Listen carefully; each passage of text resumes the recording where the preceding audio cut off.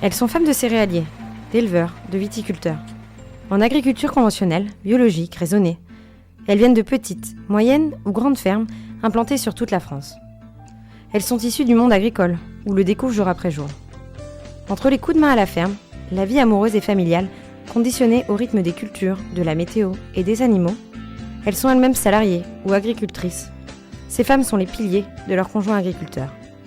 Je m'appelle Marion, j'ai plaisir à discuter avec elles et partager, témoigner, diffuser leurs choix de vie, personnels et professionnels, ainsi que leurs joies et difficultés liées au monde agricole.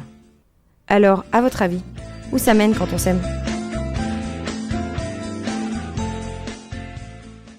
Aujourd'hui, j'ai la joie de discuter avec Sophie, qui a 32 ans. Elle vient du centre Val-de-Loire. Elle est installée sur l'exploitation familiale avec son conjoint. Ils sont mariés, ont 2 enfants et élèvent ensemble des vaches à viande et font un petit peu de production de céréales depuis plus de 4 générations sur cette ferme. Nous allons discuter ensemble des joies et difficultés de travailler avec son conjoint sur une exploitation et de celles d'élever ses enfants sur la ferme. Eh bien, bonjour Sophie. Bonjour Marion. On se rencontre aujourd'hui autour de mon podcast. Est-ce que tu peux brièvement te présenter ? Eh bien, moi c'est Sophie, donc j'ai 32 ans. Je suis originaire de Saône-et-Loire et donc je vis dans le Cher maintenant avec mon mari et mes 2 enfants. Et donc je suis agricultrice avec mon mari depuis 2 ans et demi. Est-ce que tu peux nous présenter brièvement l'exploitation Alors l'exploitation sur laquelle on travaille, et donc c'est un élevage bovin charolais. Donc on a environ 220 vélages de novembre à février. Et un tout petit peu de céréales, mais on est grosse dominante élevage. Quelles études as-tu fait et dans quel but ? Alors moi j'ai fait un bac sciences et technologies de l'agronomie et du vivant en production agricole et j'ai enchaîné avec un BTS production animale et ensuite une licence gestion des risques agricoles. Et en fait dans le but d'être conseillère d'élevage, alors donc j'ai travaillé avant d'être installée pendant 10 ans en tant que conseillère d'élevage en santé animale. Ok. Et donc, à quel moment tu as souhaité devenir agricultrice et comment ça s'est fait ? Alors, ça s'est fait donc en février 2021 où on était tous autour de la table parce que Julien, mon mari, était déjà installé en fait avec ses 2 parents et donc s'est posé la question de la retraite pour mon beau-père qui donc souhaitait partir fin 2021 et donc en fait on a amené le sujet sur la table pour qu'éventuellement je reprenne la place de son papa. Et donc ça s'est fait tout naturellement comme ça. Après, j'avoue on a toujours eu un peu pour projet de s'installer ensemble. Je pensais pas aussitôt parce que j'étais enceinte de 4 mois, je crois, 4-5 mois déjà, en début 2021. Donc, il a fallu tout coordonner, le projet d'installation, la grossesse et puis, le départ aussi de mon lieu de travail de l'époque. Et donc voilà, ça s'est fait. J'ai eu quand même 10 mois pour me préparer psychologiquement. Et puis administrativement aussi parce que ça demande quand même un peu de travail au niveau administratif. Donc un gros changement mais qui s'est fait tout en douceur, disons. Ouais. Ok.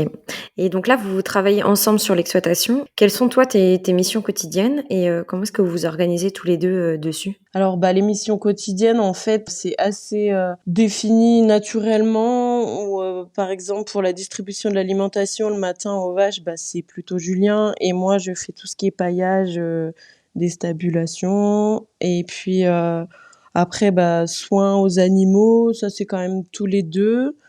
Et puis après, tout ce qui est travaux dans les champs. On essaye d'être...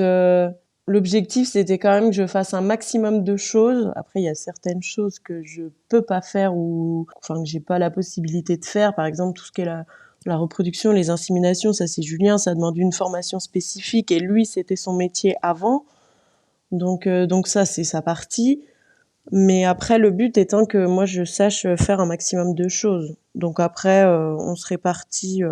C'est un petit peu de la répartition quotidienne. En fait, on se boit notre café tous les 2 après l'émission de paillage et distribution d'alimentation. Et puis, on programme après la journée. Après, étant donné qu'on est en couple, on est quand même tout le temps ensemble. Donc, en fait, ça se fait assez naturellement, l'organisation. Ok. Et comment est-ce que vous vous êtes rencontrés tous les deux ?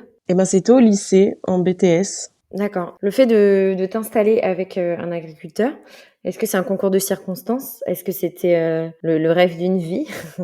Comment est-ce que tu le décrirais? C'était un peu les 2 en fait, parce que c'est vrai que moi mon rêve était, de me marier avec un agriculteur, un éleveur, donc là bon ça c'est fait et puis, oui voilà après ça s'est fait tout naturellement. Disons que c'était pas un des critères de choix non plus, 1 hein, mais bon ça c'était un plus quand même. Je vois, je vois. Est-ce que vous habitez sur, l'exploitation? Non, on n'habite pas sur l'exploitation. On habite à 3 kilomètres, mais on a pour projet, là, on est en train justement de rénover la maison qu'on a achetée sur la ferme pour y déménager dans l'été parce que c'est vrai que c'est quand même compliqué de pas être sur la ferme. Ça vous simplifierait un peu, la vie? Ah oui, ouais, ouais. Notamment les matins, en fait, au niveau de la gestion des enfants. Eh ben, j'allais en parler. Comment ça se passe du coup votre organisation, familiale, avec la ferme à côté? Et ben, les matins, c'est un peu la course. Bon, les soirs aussi, mais disons que les matins, en fait, on aimerait pouvoir y être tôt, mais on a les enfants, donc et ben, il faut les dispatcher. Donc, on a Juliette qui va à l'école et on a petit Paul qui est chez la nourrice. Donc, on se sépare. Enfin, chacun emmène un enfant les matins, mais bon, après, on peut pas les lever à 6 heures du matin, voilà, donc on les emmène pour 7h15 et 7h30 tous les deux. Mais du coup, c'est un peu la course parce qu'on n'arrive pas avant 7h45 sur l'exploitation. Donc des fois, ouais, on a l'impression qu'on perd un peu du temps pour tout ça, mais bon, faut que ça se fasse aussi, hein. Et comment est-ce que vous arrivez à trouver vos moments de famille, tous les 4, un peu, j'allais dire, en dehors de ce quotidien à la ferme? Et ben les week-ends quand même, les week-ends, les après-midi surtout, en fait, on arrive quand même à se retrouver tous les 4 et faire des choses ensemble. Après, c'est tellement, enfin, on dépend en fait de plein de choses, dont du métier, de la météo, tout ça. Donc effectivement, il y a des week-ends où là c'est plus compliqué. Mais ouais, c'est les week-ends. Avant, moi, j'avais mon mercredi, donc là c'était bien, où je profitais de la journée entière avec les enfants. Mais là oui, c'est un peu plus compliqué. Après, eux, ils sont habitués depuis toujours comme ça, donc j'ai pas l'impression que ce soit, comment dire, compliqué pour eux. En fait, c'est naturel, quoi. Papa et maman, ils travaillent toute la semaine, donc les soirs, on rentre à 19h30 et là, la deuxième journée s'enchaîne et on se dépêche tout le temps. Mais le week-end, on prend un peu plus le temps quand même.